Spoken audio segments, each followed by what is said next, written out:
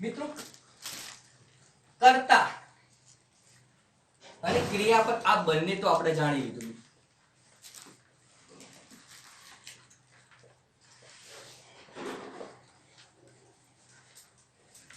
રમેશ કરતા જેને આપણે અંગ્રેજી સાઈડમાં લખી જાય એટલે આપણો કોન્સેપ્ટ ક્લિયર પણ થતો રહે, કારણ કે આપણે ગુજરાતીના વ્યાકરણથી અંગ્રેજી વ્યાકરણ શીખી રહ્યા છીએ. રમેશ કરતા બોલે. સાહેબ બે વસ્તુ મળી ગઈ. ચલો હવે કર્મ શોધવો હોય તો ક્રિયાપદને પૂછો શું રમે છે, શું રમે છે એટલે એનો મતલબ સુધી પ્રશ્ન પૂછતા આપણને કર્મ મળશે. શું રમે છે તો જવાબ શું આવશે? ક્રિકેટ. શું આવશે? ક્રિકેટ. એ આપણો કર્મ છે. તો આ ક્રિયાપદ પહેલા તો ફર્સ્ટ ટોપિક એ ક્રિયાપદને ફાઇન્ડ કરો. કોઈ પણ વાક્યના ભાગને સમજવા માટે, એના અંગોને સમજવા માટે, એના કોન્સેપ્ટને ક્લિયર કરવા માટે આપણે પહેલા ક્રિયાપદને સમજવું જરૂરી છે, અને ક્રિયાપદના માધ્યમથી આપણે સંપૂર્ણ કોન્સેપ્ટ સમજી શકીએ. મિત્રો હવે ઉપરનું ઉદાહરણ આપણે સમજવાનો પ્રયત્ન કરીએ. મહેશ હરેશને એક પુસ્તક આપે છે. હવે પ્રશ્ન થાય કે સાહેબ શું કરવાનું?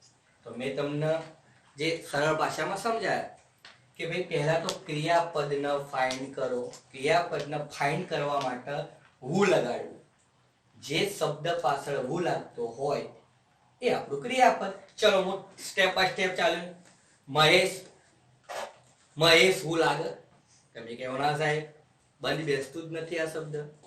હરેશ હું પણ ના લાગે, લેવું પણ ના લાગે, એકવું પણ ના લાગે, પુસ્તકવું પણ ના લાગે, આપે અને આપવું લાગે.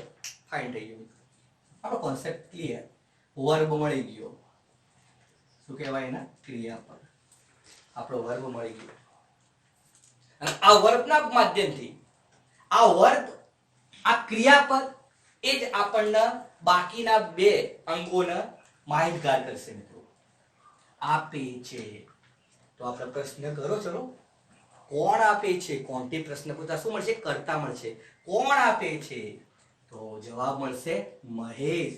કારણ મહેશ નામનો જે વ્યક્તિ રહ્યો એ હરેશને એક પુસ્તક આપે છે, એટલે આપવાનું કામ કોણ કરી રહ્યો? મહેશ. તો ક્રિયાપદને ડાયરેક્ટ પ્રશ્ન કરવાનો. પહેલો ટોપિક શું હોય કે તમે ક્રિયાપદને ઓળખો. ક્રિયાપદને ઓળખ્યા પછી ક્રિયાપદને જ પ્રશ્ન પૂછો. કોણે આપે છે? પુસ્તક કોને આપે છે અથવા કોણ આપે છે? તો એના માધ્યમથી આપણને જવાબ મળશે કે ભાઈ મહેશ એ હરેશની પુસ્તક આપે છે, અને એ મહેશ એ આપણું શું બનશે? કર્તા. જેને આપણે સબ્જેક્ટ કહેવાય. શું આપે છે? સુધી પ્રશ્ન પૂછતા શું મળશે? કર્મ મળશે. શું આપે છે? તો જવાબ મળશે પુસ્તક, અને પુસ્તક એ આપણું કર્મ છે. પુસ્તક એ આપણું શું છે? કર્મ છે. સાહેબ આ બધી વસ્તુ તો ખબર પડી ગઈ સાહેબ. તો બાકીના વસ્તુ શું? બાકીના અંગોનું શું સાહેબ? સાહેબ આ સે એટલે શું? સાહેબ એક એટલે શું? સાહેબ હરેશ એટલે શું સાહેબ?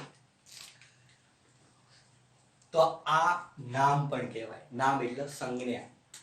મિત્રો નામ સંજ્ઞા કોઈ પણ વસ્તુ, પરિસ્થિતિ, લાગણી, ઘટના એને જાણવા માટે એક ચોક્કસ સંજ્ઞા આપવામાં હોય એને નામ કહેવાય. અને એનો આ ટોપિક એ આપણે નેક્સ્ટ વિડીયોમાં જોઈશું, એટલે ડીપમાં હું તમને સમજાવતો નથી. પરંતુ હવે હરેશ કોણ છે મિત્રો? પ્રશ્ન થાય સાહેબ હરેશ કોણ છે? આ વાક્યનું કયું અંગ હરેશ? સાહેબ એક એ શું છે? આ પ્રશ્ન થાય. તો ડોન્ટ વરી, બી હેપી. કોઈ પણ ગભરાવાની જરૂર નથી મિત્રો, કારણ કે આ વાક્યની અંદર આપણને બે કર્મ જોવા મળશે. એટલે તો આ વાક્યને દ્વિકર્મક વાક્ય કહેવાય. દ્વિકર્મક વાક્યના પ્રકારો જોશો ને એટલે ખબર પડી જાય. દ્વિકર્મક વાક્ય કહેવાય. આ બે કર્મ જોવા મળ્યું. સાહેબ કન્ફ્યુઝન. એક કર્મની તો ખબર પડી ગઈ, હવે બીજો કર્મ ફાઇન્ડ કઈ રીતના કરવો? તો હું તમને બે શોર્ટ રીતો આપીશ. એક તો તમે પ્રશ્ન પૂછીને, સુધી પ્રશ્ન પૂછીને, અથવા તમે તમારા થોડા કોન્સેપ્ટને સમજવાથી ઓટોમેટિક તમે તેને સમજી શકશો. પહેલા આપણે જોઈએ કે સુધી પ્રશ્ન પૂછવાથી તો આપણને કર્મ મળ્યો, બાકીનો આ કર્મ કઈ રીતના બને એ આપણે પ્રશ્ન પૂછીને મેળવીએ. હવે તમને મિત્રો એવું થાય કે હરેશ જે કર્મ રહ્યો એને કયો કર્મ ગણવો? હાય કર્મ. બંને કર્મ હોય તો મુખ્ય કર્મ કોણ ગણવું અને ગૌણ કર્મ કોણ ગણવું? આ પ્રશ્ન થાય આપણને. તો મિત્રો પ્રશ્ન એક જો સુધી પ્રશ્ન પૂછો ને, આપણે સુધી પ્રશ્ન પૂછતા આપણને મુખ્ય કર્મ મળે. શું મળશે? મુખ્ય કર્મ મળશે. સુધી પ્રશ્ન પૂછતા મુખ્ય કર્મ મળશે. એટલે આ શું બને? આપણો મુખ્ય કર્મ બને. કોને આપે છે? કોને આપી? કોનેથી પ્રશ્ન પૂછતા? પ્રશ્ન પૂછતા આપણને ગૌણ કર્મ મળે છે.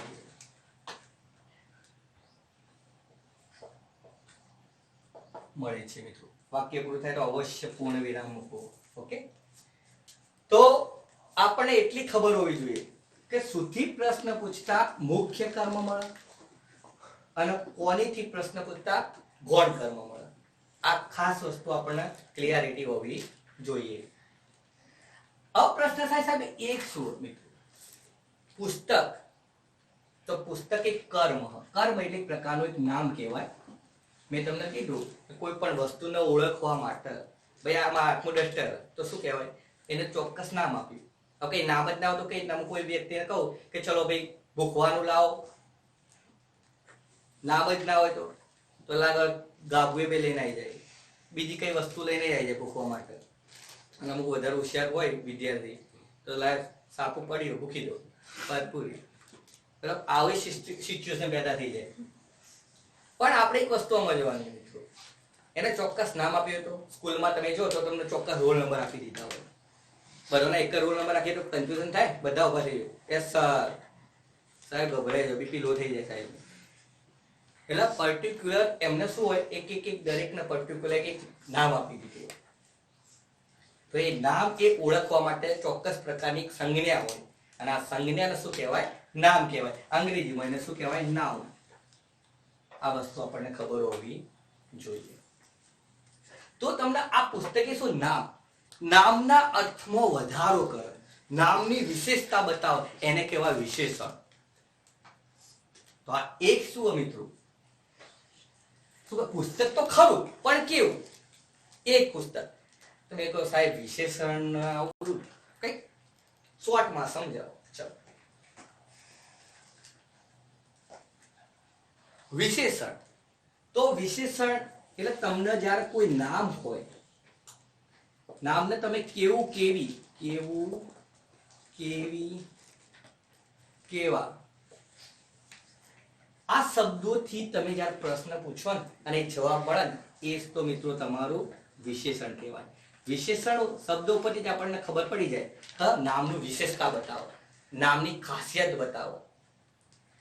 તો આ ખાસિયત બતાવી. હવે તમે જો પુસ્તક, પુસ્તકના આગળ શબ્દ એક આપેલો. હવે આ શબ્દ આપણી વિશેષતા. પુસ્તક પણ કેવું? એક પુસ્તક. કેવું પુસ્તક? એક પુસ્તક. ઘણી વખત તમને એકની જગ્યાએ આપેલું એક શું બતાવો? સંખ્યાવાચક વિશેષણ. કાળું પુસ્તક. હવે કાળુબાની વાત ના કરી મેં, હજુ કન્ફ્યુઝન થાય. સાહેબ કાળું એ નામ ના થયું, એમાં ઓટી પડી જાય. તો કાળું એ ભાઈ નામના અર્થમાં તો આવે, પણ અત્યારે મેં કયા અર્થમાં? વિશેષણ, વિશેષતા. પુસ્તકનો રંગ બતાવે તો રંગવાચક વિશેષણ કહેવાય. શું બતાવે? રંગવાચક. જેનો એક ગુણ કહેવાય. રંગ એ શું કહેવાય? ગુણ કહેવાય. તો આ તમામે તમામ વસ્તુ જો સમજો, ડીપમાં સમજો તો જ આપણે કોન્સેપ્ટ ક્લિયર કરી શકીએ મિત્રો. ચલો આપણે આગળના ટોપિકને ફરીથી રિવિઝન કરીએ.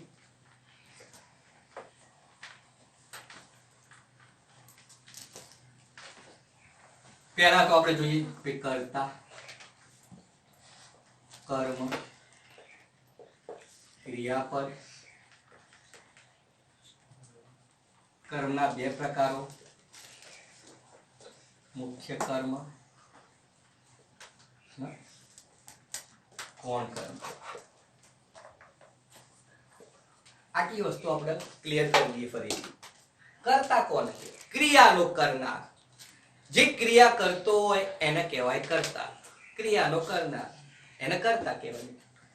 પરંતુ આપણે શોર્ટ ભાષામાં કહીએ તો પહેલા તો કોઈ પણ વાક્યને સમજતા પહેલા, ઓળખતા પહેલા, એના અંગોને સમજતા પહેલા ક્રિયાપદને તમે પ્રશ્ન પૂછો. તો આપણે જોયું કે ક્રિયાપદને કઈ રીતના ફાઇન્ડ કરાય.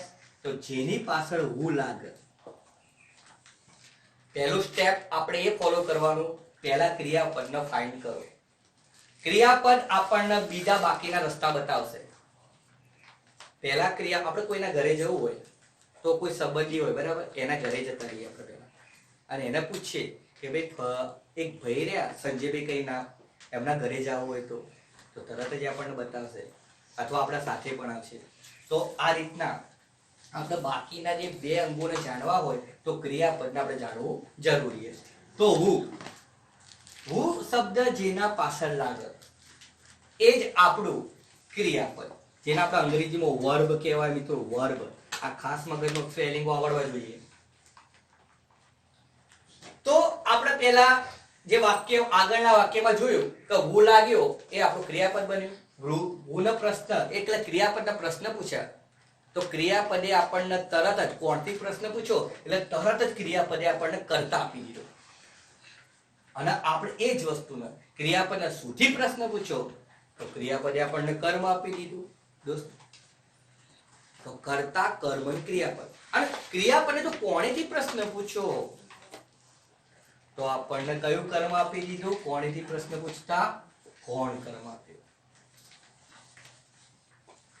જ્યારે વાક્યની અંદર ક્યારેક એવું પણ બનતું મિત્રો, એક વાક્ય હું લખું, આપણે એના વિભાગો જાણવાના, એના અંગોને માહિતી મેળવવાની.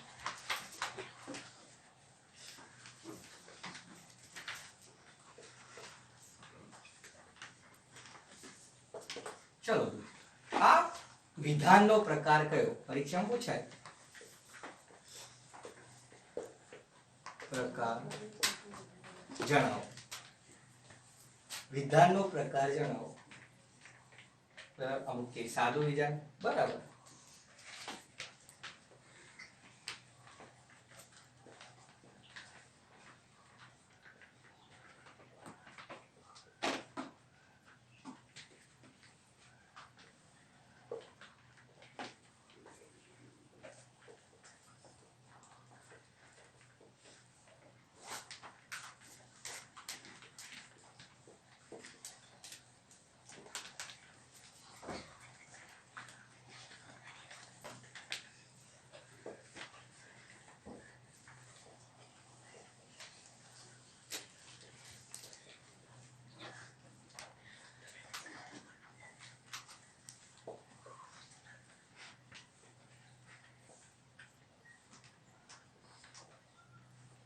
ચલો આ ઓપ્શન બનાવો.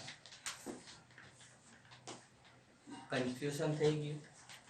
મેં તમને પહેલા શોર્ટમાં કીધું હતું કે આપણે પહેલા કોઈ પણ વસ્તુ, કોઈ વિધાનને સમજવું હોય તો પહેલા ક્રિયાપદને પ્રશ્ન પૂછવાનો.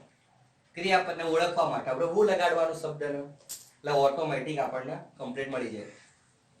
ચલો હું પહેલાથી ચાલુ કરું. સુમીરવું લાગે ભાઈ? નથી લાગતું. પણ વાંચવું લાગે. વાંચવું હું લાગ્યું તો હું લાગવાથી મારું શું બન્યું? ક્રિયાપદ.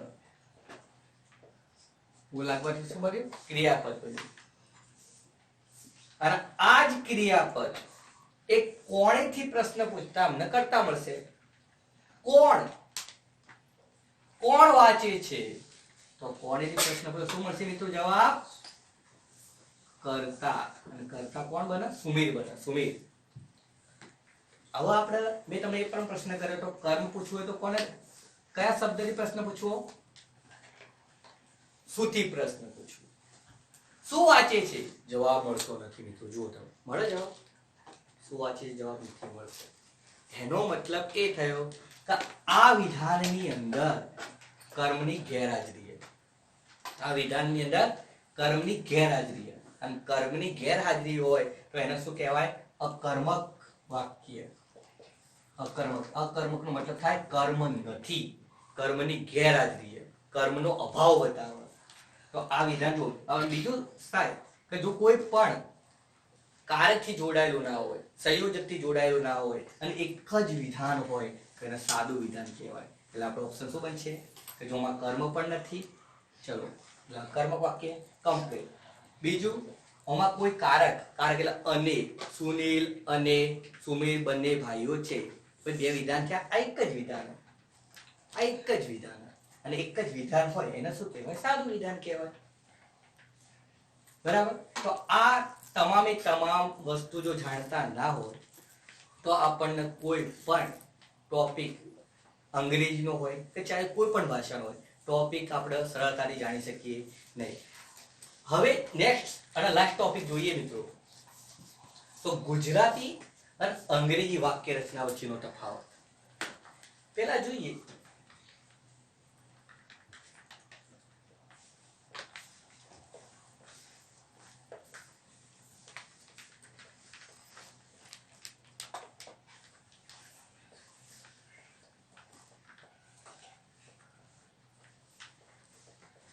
વાક્ય પૂરું થાય, ખાસ પૂર્ણ વિરામ મૂકો, full stop. Sunil is playing cricket now. Sunil અત્યારે ક્રિકેટ રમી રહ્યો છે. પ્લેઇંગ એટલે રમવું, આઈન એટલે ક્રિયા ચાલુ બતાવે, નાઉ એટલે અત્યારે, અત્યારે જે સમય, જે સિચ્યુએશન બોલી રહ્યો મિત્રો, એ સમય સુનિલ ક્રિકેટ રમવાની ક્રિયા કેવી ચાલુ મિત્રો. તો આટલો કોન્સેપ્ટ આપણે ક્લિયર હોવો જોઈએ. હવે આ વસ્તુ આપણે જોઈએ તો પહેલા તો તમે જુઓ તો સુનિલ એટલે કરતા થઈ ગયો, રમવું આવ્યું, રમવું તો રમવું આવ્યું તો શું કહેવાય? ક્રિયાપદ. શું રમે છે? સૂચિ પ્રશ્ન પૂછતા તો ક્રિકેટ, તો ક્રિકેટ શું બન્યું આપણને? તો ક્રિકેટ બન્યું કર્મ બન્યું. તો અંગ્રેજી વાક્ય રચનામાં તમે જુઓ પેલો શું આવશે? તો અંગ્રેજી વાક્ય રચનાની અંદર, અંગ્રેજી અને ગુજરાતી વાક્ય રચનામાં જો તમે તફાવત નહીં સમજો તો અંગ્રેજી ક્યારેય નહીં આવડે. પહેલા તો એનો તફાવત સમજતા શીખો. તો પહેલા શું હશે? કર્તા પ્લસ બીજા નંબર શું હશે? ક્રિયાપદ પ્લસ કર્મ અને પ્લસ અન્ય શબ્દો પ્લસ એટલે પૂર્ણ વિરામ. આ એની વાક્ય રચના થઈ. હવે આપણે અંગ્રેજીની વાક્ય રચના પહેલા જ જાણી લઈએ અને ગુજરાતી વાક્ય રચના જ આપણને ખબર ના હોય, કારણ કે આપણી માતૃભાષા ગુજરાતી છે, તો ગુજરાતી વાક્ય રચના સમજવી જરૂરી છે મિત્રો. ગુજરાતી પહેલા કોઈ પણ વાક્ય બનાવવું હોય આપણે અંગ્રેજીમાં તો આપણે શું કરીએ? પહેલા આપણા મગજમાં ગુજરાતી વિચારવાનું, ગુજરાતી વાક્ય બને, અને એ ગુજરાતી વાક્ય એ ગુજરાતી વાક્ય રચના પ્રમાણે બનતું હોય. ગુજરાતી વાક્ય રચનાને આપણે અંગ્રેજી વાક્ય રચનામાં ઢાળવાનું હોય ત્યારે આપણને એ ખબર હોવી જોઈએ કે ગુજરાતી અને અંગ્રેજી વાક્ય રચનામાં કયો તફાવત જોવા મળે. તો તમે જુઓ, બીજા નંબરમાં અંગ્રેજીમાં બીજા નંબરમાં શું આવશે? ક્રિયાપદ આવે, અને ગુજરાતીમાં તમે જુઓ સુનિલ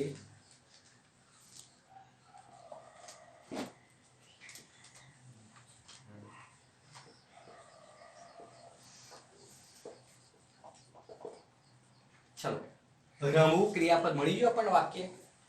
રમવું, કોણ રમે છે? તો સુનિલ. કરતા મળી ગયો. શું રમે છે? તો ક્રિયાપદ મળી ગયું, સોરી કર્મ મળી ગયું મિત્રો. તો કર્તા, કર્મ અને હું લગાડવાથી જે મળે એને આપણે કહેવાય ક્રિયાપદ.